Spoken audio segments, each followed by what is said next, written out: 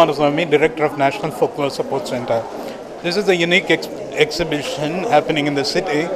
The Chitrakati painting is a tradition that thrived in the border areas of Maharashtra and Karnataka. And it is almost a dying art. Very few artists live now. And these 7 artists have chosen to work with that traditional idiom, to depict Bharata Kuttu performances, and the results are really amazing.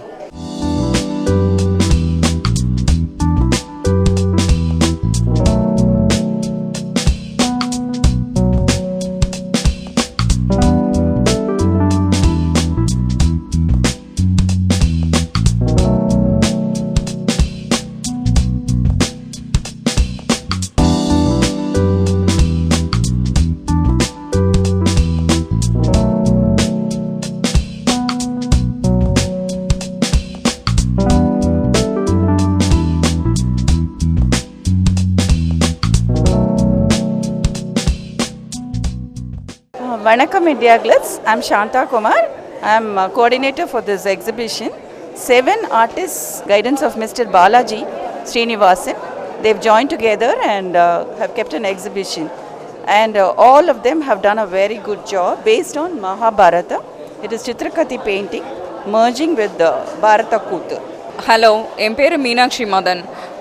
நாங்கள் வந்து ஒரு 7 artist சேர்ந்து வந்து inner flow அப்படின்னு சொல்லி ஒரு group show நான் organise பண்ணி லலித் கலா அகாடமியில் நாங்கள் வந்து செப்டம்பர் 10th இனாக்ரேட் பண்ணியிருக்கோம். இது செப்டம்பர் 16th வரைக்கும் இங்கே லலித் கலா அகாடமியில் இருக்கும். This is based upon Chitrakathi அப்படின்னு சொல்லி ஒரு மகாராஷ்டிராவோட ஒரு traditional art form which was not in survival for past ஒரு 150 years. அந்த மாதிரி ஒரு ஆர்ட் ஃபார்ம், அதாவது படம் காமிச்சு கதை சொல்கிற வழக்கம் இருந்த ஒரு ஆர்ட் ஃபார்ம் இது. அதை நாங்கள் வந்து ஒரு எக்ஸ்பெரிமெண்ட் பண்ணியிருக்கோம். அதை எடுத்து நாங்கள் வந்து திரௌபதி கல்ட் அப்படின்னு சொல்லி நம்ம தமிழ்நாட்டில் இருக்கிற ஒரு கல்ட்டை வந்து அதில் காமிச்சிருக்கோம். மெயின்லி பாரத கூத்து அதை வந்து நாங்கள் வந்து இது பண்ணியிருக்கோம். பாரத கூத்தில் வந்து ஈச் அண்ட் எவ்ரி ஆர்டிஸ்ட் வந்து நாங்கள் வந்து அவங்களுக்கு பிடிச்ச கேரக்டர் ஒன்று எடுத்து பண்ணியிருக்கோம். என்னோடய கேரக்டர் வந்து துரியோதனா. ஸோ நான் துரியோதனா வந்து ரொம்ப ரசித்து அவரோட சீக்வன்சஸ் என்னெல்லாம் இருக்குது அப்படிங்கிறத நான் வந்து என்னோடய சித்திரகதி ஸ்டைல் ஆஃப் ஆர்ட்டில் நான் வந்து காமிச்சிருக்கோம். ஸோ எங்கள் 7 ஆர்டிஸ்ட்டுக்கும் வந்து பாலாஜி ஸ்ரீனிவாசன் தான் வந்து குரு. ஸோ அவர் தான் இதை இனிஷியேட் பண்ணி எங்களை வந்து இது எடுத்துகிட்டு போனது ஃபுல்லாகவே அவர் தான். So the whole credit goes to him. And it's non commercial show. நாங்கள் இந்த பெயிண்டிங்ஸ் எதையும் வந்து ஒரு சேல்காக நாங்கள் பண்ணல. It's going to be a travel show. இப்போ இங்கேருந்து ஆரம்பிச்சு like we want to travel it all around India.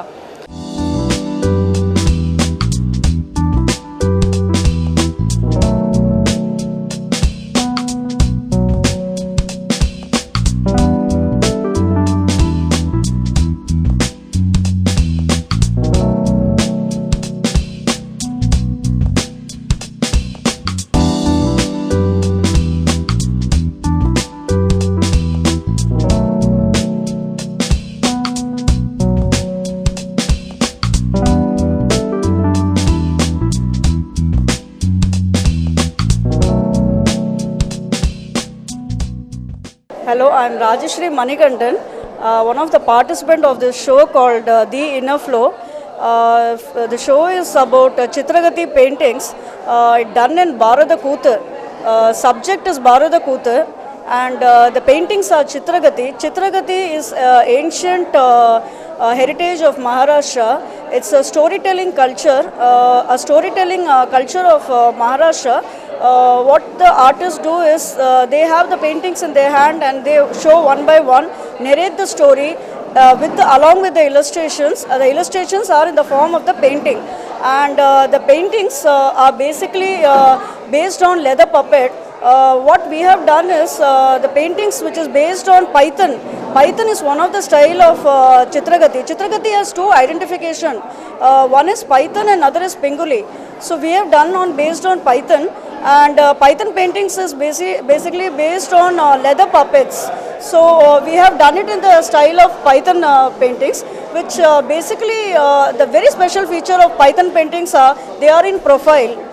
They are basically in profile with beautiful color hues. The color hues are very beautiful, and the picture, the narration, usually Ramayana, Mahabharata epics are shown in that. Illustrations are mostly epic based. And the chitrakas, the one who says the kathas, chitrakati means chitra means picture and katha means story.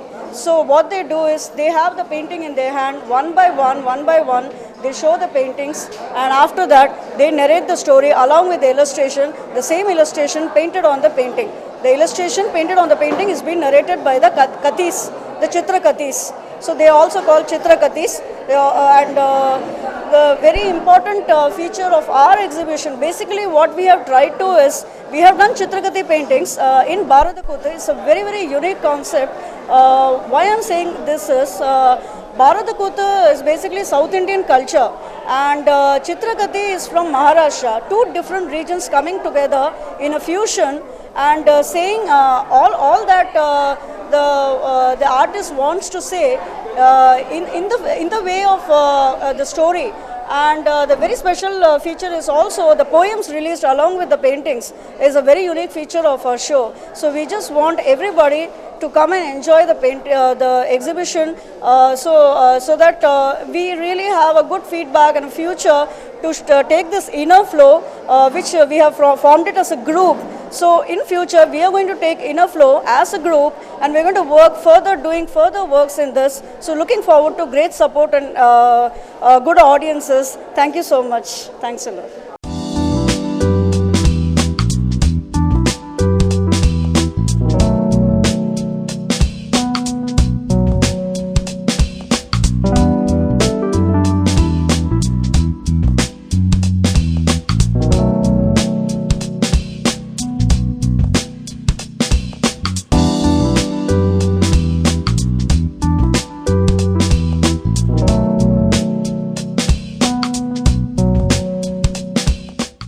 Good evening. It gives me immense pleasure and privilege to be here with you this evening, because this exhibition is a fruit of our labor. Way back, nearly before 12 years, I think it is in 2000, we started at National Folklore Support Center. We have been conducting a series of visual arts tradition workshops. Mr. Balaji Srinivasan, our good friend, was one of the participants, one of the illustrious participants, and Gandhi is another illustrious participants of those workshops. Many of the artists today I met with are also were participants of those workshops in 2000. Over a period of time, Mr. Balaji Srinivasan evolved into a very accomplished artist, now he was known previously as a very accomplished artist of Tanjavur painting. After attending the workshops, he made a very major experiment. And major experiment after a Madhubani workshop, Balaji went on to paint Mahabalipuram in Madhubani idiom. That was quite a breakthrough. I think that exhibition happened some 10 years back, a decade-long exhibition now. I had an opportunity recently with Balaji Srinivasan sharing me the photographs of those paintings, and then I was looking at it with a lot of nostalgia, and it was also a kind of a revision of NFSC's work in the visual arts tradition, what impact it can create, waves of impact a kind of a workshop like that would create. And I'm happy to see that a kind of many people at this juncture are asking for impact of your work, and then assessment of what kind of an impact your cultural work would leave behind. Many times we use several measures to see what kind of an impact it will lead to. Cultural work never yield an immediate result. It has repercussions for a long time. What you initiate may be a small spark, but then the fire spreads in the hearts of the people and then it stays on forever. That is how many of the traditions also survive in this country. When we talk about traditions, and then when we are revisiting the traditions, and when we are interacting with the traditions, and then when we try to recreate them in our own contemporary idiom, that calls for a kind of a challenge. The challenge is what you perceive as your heritage, what you see as your own tradition, how you interact with it. The tradition is never a static phenomenon. It is never something that has been kept in a refrigerator and then forgotten about it. It is always a dynamic phenomenon. Traditions are always lived through. Traditions are always recreated. When we talk about the Chitrakadi painting today, the Chitrakadi painting with an idiom which these illustrious artists, 7 artists, have used to document, recreate, interact with a Bharadakuto, another major tradition of Tamil Nadu. What kind of an interaction is this? What kind of an experiment it is? When we look back in history, do we have any kind of example of this kind of an experiment before? If you look back and then see in the history, I recall the name of Amarendranath Tagore, Jamini Roy, J. Swaminathan. All kinds of people went in search of our roots, our idiom, our tradition, our visual idiom. This kind of a search for our own roots, our own tradition, to express one's own creativity has always existed, not necessarily in the field of painting. It existed in the field of drama and theatre. It exists in the field of literature. It exists in cinema. Everywhere, if you really look through it, we are all the time searching for our own roots. And the roots have, the search for the roots have assumed different paths. Some of them are untrodden, some of them are well-beaten paths. What Jamini Roy did was to discover, Amarendranath Tagore was to discover, J. Swaminathan did was to create. He gave the paints and the acrylic paints and the canvases and the watercolors to the Gond people and then asked them to paint. Very interesting results came out of it. The interesting result was every Gond who was given the colors and the paint canvases chose to paint in only one idiom. Where was the idiom before? The idiom was there in the minds of the people. It was there on the walls of the unknown walls of the huts. It was there in the floors of the unknown villages. It was all part of a ritual, it was part of a celebration, it was part of the storytelling, it was part of a mental world. The inner world that was beginning to get shape, beginning to assume a visual form once they were given the tools and then they were asked to present it. J. Swaminathan's experiment remains unique, and then that is there that brought about many of the traditions that would not have been known to us otherwise. Today we claim that Gond tradition, Gond painting tradition is our tradition. And many of these painting, Madhubani is our tradition. Chitrakadi is our tradition, our visual arts tradition, but these traditions were always discovered, invented, reinvented, and then engaged with. What kind of an engagement to this kind of a tradition called for is always the individual artist, a contemporary artist.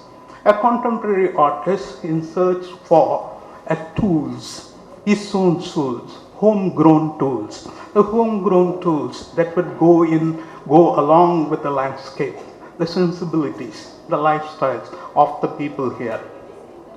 When they tried to do that, then they did arrive at a kind of a sensibility which is not necessarily Western, not only necessarily derivative of a Western idiom. There was concretely Indian about it. What is concretely Indian about it is continuously elusive, although nobody can pinpoint and tell you this is what is exactly what we call Indian, but there is a sensibility which is exuding out of this visual paint, visual culture that precisely is what we call our own sensibility. The Chitrakadi painting, being the Chitrakadi tradition, especially illustrates how tradition evolves in relation to our landscape, in relation to our lifestyle, in relation to our sensibilities. Chitrakadi is almost now a dead and gone tradition. It thrived once upon a time in the border areas of Maharashtra and Karnataka.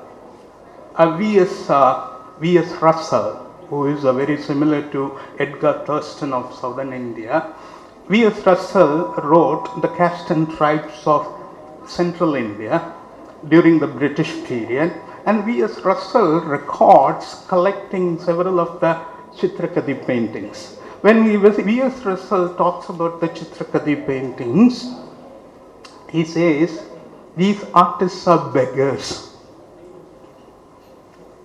Very strangely, Indian tradition did not thrive in the courts. It did not thrive in the royal halls. It did not thrive in the chambers of royalty.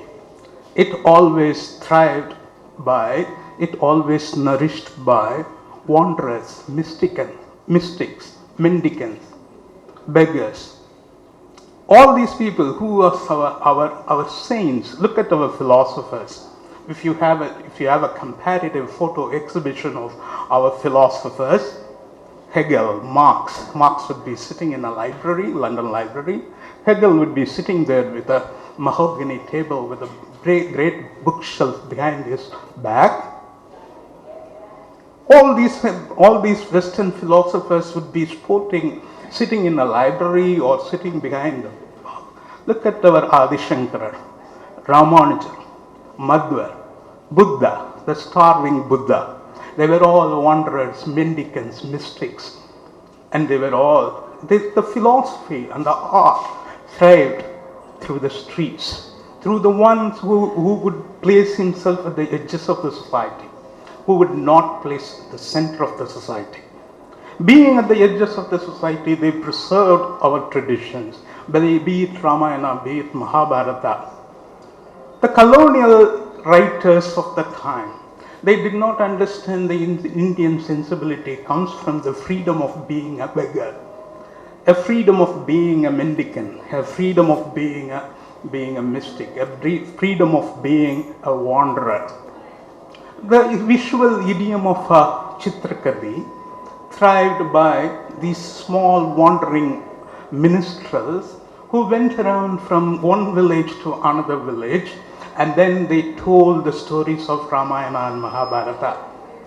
Chitrakada is what they were telling to the people, the storytelling of the people, and Chitrakadi is the name of the painting they had. The Chitrakadi is a very intimate art form of telling stories. They would place one painting in front of them, around 15 to 20 people, maybe a hall full of people would surround them, and in the surrounding of in the hall full of people, they would show the painting, which is very similar to the size that you have exhibited today, and then with them one by one they would tell the story. The telling of the story was the Chitrakadi idiom, the visual idiom, was perfected by the shadow puppeteers. It was not perfected by other artists who were Chitrakadi painters, but then the shadow puppeteers of Karnataka. You could see, I brought up a slideshow today, a PowerPoint presentation, but unfortunately, since you don't have the overhead projector, I cannot show them, but that's all right. I would explain that to you. In the process of the evolution of the Chitrakadi's visual idiom was, see, the Chitrakadi, the storytelling had very sophisticated lines, very short lines, and then the lines were a freezing of a narrative moment. A freezing of a narrative, important narrative moment that would capture the attention of the people. When you are telling the story with the pictures, you need a visual that would keep them on a particular image. It's not a moving image. So the narrative has to be a freezing moment that is very important to the entire story. What they would do to capture the attention on the narrative, to focus on the narrative, what they would tell them, the people, is they evolved a particular way of painting those Chitrakadi paintings. The Chitrakadi painters were having a very sharp lines to focus the narrative of that particular event in the Mahabharata, the epic. What they would do is they would shade the figures. They would shade the figures with the different lines and different kinds of composition, but the focus of the sequence would be highlighted. The event would be highlighted, the freezing of a narrative moment. The entire canvas, the picture would be arranged in such a way that you focus on a particular. For instance, the two paintings that are possibly there here in the catalogue, these are one recreated by Balaji, two recreated by the Balaji Srinivasan. If you really see how the storytelling, one is a Ganapati's Studi, that is the one with which the traditional Chitrakadi storyteller would begin telling a story. The second one is a Saraswati Vantanam, which is the second story, a second slide picture that a Chitrakadi storyteller would keep it and then begin to tell the story. So if you really see that, there is a narrative, there is a moment of action and of different characters which are frozen in relation to each other. There are shades which really creates it. If I have the slide, I could really illustrate and then move my cursor over and then show how this narrative moment is created in Chitrakati, which was developed further by the Karnataka shadow puppeteers. They were all wanderers. The shadow puppet, Karnataka letter puppetry is has the most sophisticated figure, most sophisticated visual in the whole of South India. The entire South India leather puppetry tradition, the Karnataka puppetry tradition is one of the most sophisticated one in terms of developing the visual.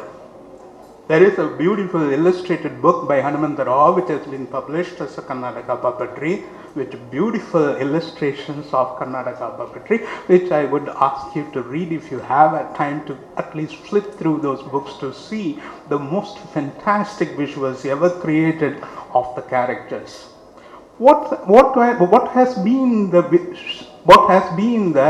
change from the Chitrakadi to the shadow puppeteer is, if the Chitrakadi painter concentrated on the narrative moment, the shadow puppeteer concentrated on the characterization. The moment you see a puppet, you would recognize that as a Kumbhakarna. The moment you see Hanuman, you would recognize that as a Hanuman doing some particular, engaged in a particular act. The characterization, they evolved the characterization of the puppet. The visual itself, in context, it is not the characterization of a Hanuman being Hanuman everywhere. No, if you see the kind of every one of these has been highly dramatized. The characterization is given almost a theatrical quality, which is required for shadow puppet theatre. Why I am elaborating on this development of a visual idiom is to say few points, draw your attention to a few points with reference to how tradition survives in a particular landscape. A tradition has a common semantic plane. between the audience and between the creators, number one. Second, they all know Mahabharata and Ramayana and several other local versions, local plots and stories so well. So there is a kind of a common semantic plane that existed between the creators and the audience. This is number one. Second, there is a community of artists working together. For instance, Shobha Rajagopalan, her lines are very sharp. Her way of composition is very good. They don't follow, I think this is Shobha, yes. Shobha's pictures has a very fine playfulness. There is a kind of a gaiety which is coming across. Even when Arjuna and Shiva are fighting, there is a very beautiful gaiety which is there in the painting. That is the particular identity of the artist. If you really look at Meenakshi Madan, for instance, Meenakshi Madan brings about an imagination which is not there in the event that she sees. It is not there in the Terikuti even performed, but she goes into Mahabharata. She goes into the Mahabharata to relive that moment, because she chooses to paint Duryodhana and the Duryodhana's birth and other things. It gives her that kind of a scope to be imagined visually. So, if you look at these are all of them are working on a same project. They are given probably a free hand to choose their themes. But then if you really look through it, you see there are several other individual characteristics that are coming out. If you really look at that, other kind of things, for instance, Suresh and Shanmughapriya, they both bring about Shanmughapriya and also they bring about extraordinary documentary quality to the paintings. The documentary quality, for instance, the Aravan series.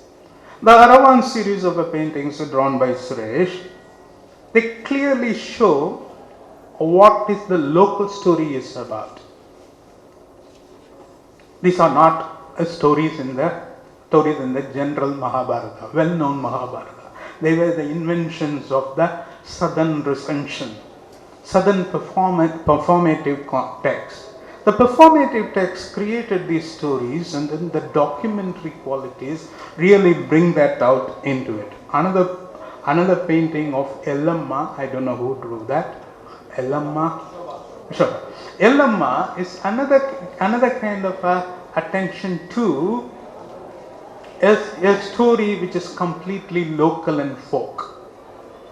So the local and the folk, because if you use the painting for documentary purposes, the documentary purposes captures another layer of a society, and then that bring about it immediately into the focus.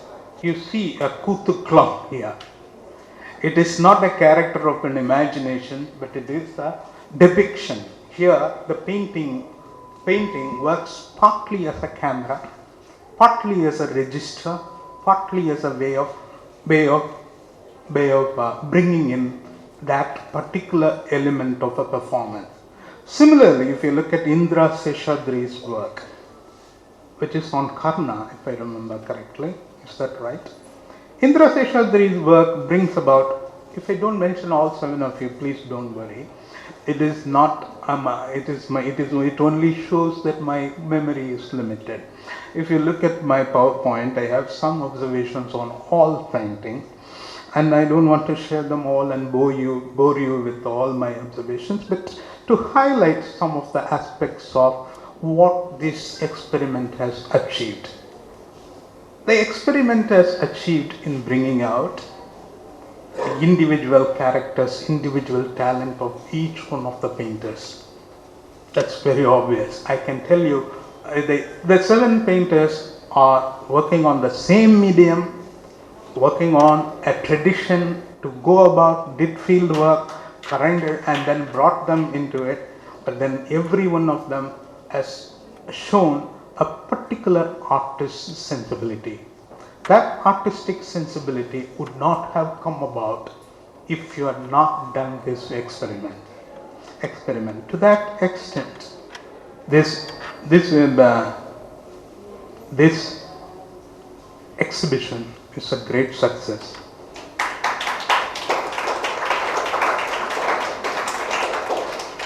With those few words, let me congratulate Balaji Srinivasan